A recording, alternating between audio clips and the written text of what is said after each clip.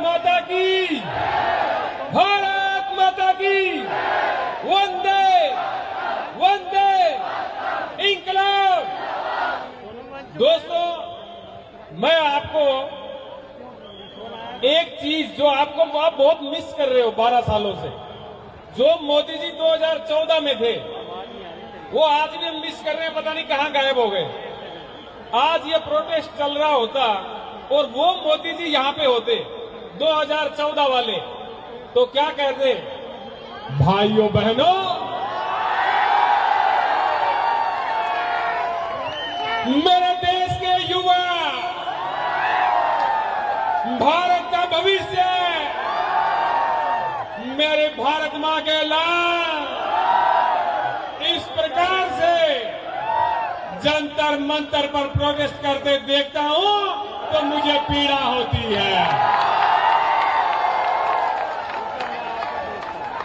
भाइयों बहनों, जिस प्रकार से आप लोगों पर आंसू गैस का गोला छोड़ा गया, मुझे पूरा भरोसा है कि आंसू आपकी आंख से ही नहीं बल्कि आपकी वीडियो देख करके पूरे हिंदुस्तान की आंखों से आ रहे थे। भाइयों बहनों, मैं अगर सत्ता में होता, मैं सत्ता में रहा हूं, मुझे पता है कैसे क्या होता है। मैं अगर सत्ता में होता तो ये युवाओं को यहां से बिखरने बगड़ने नहीं देता, ये युवाओं को रोने नहीं देता, ये बेरोजगारों को यहां पर घूमने नहीं देता। और इसलिए जब मेरी सरकार बनेगी, और अब बन गई है, बनी हुई है, अब बनी हुई में मोदी जी मेरे सपने में आ जाते हैं। रात को ही मोदी जी सपने में आ गए। मैंने पूछ लिया, मैंने कहा मोदी जी ये पेपर लीक हो रहा है, ये सब कुछ हो रहा है, ये क्या हो रहा है? और आपने कहा था शुरुआत में 15 लाख का, तो मोदी जी बोले, भाइयों बहनों, मैंने कहा था जब मैं पीएम बनूंगा तो सबके खाते में 15-15 लाख रुपए आएंगे। और अब मुझे जरा बताइए, अगर एक आध पेपर लीक होने से अगर किसी के खाते में 15-15 लाख रुपए आते हैं तो इसमें घाटा है क्या?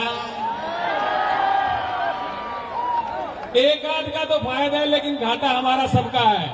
और दोस्तों, मैं इतना ही कहूंगा कि जितने दिन से आप लगे हुए हो, बहुत लोगों को ये उम्मीद भी नहीं थी कि इतने दिन ये चलेगा, लेकिन हम लोगों की एकता और संयम से, शांति से ये इतने दिन निकले हैं। और साथियों, जब तक जीत हासिल नहीं होती, हमें और डटे रहना है। भारत माता की, भारत माता की।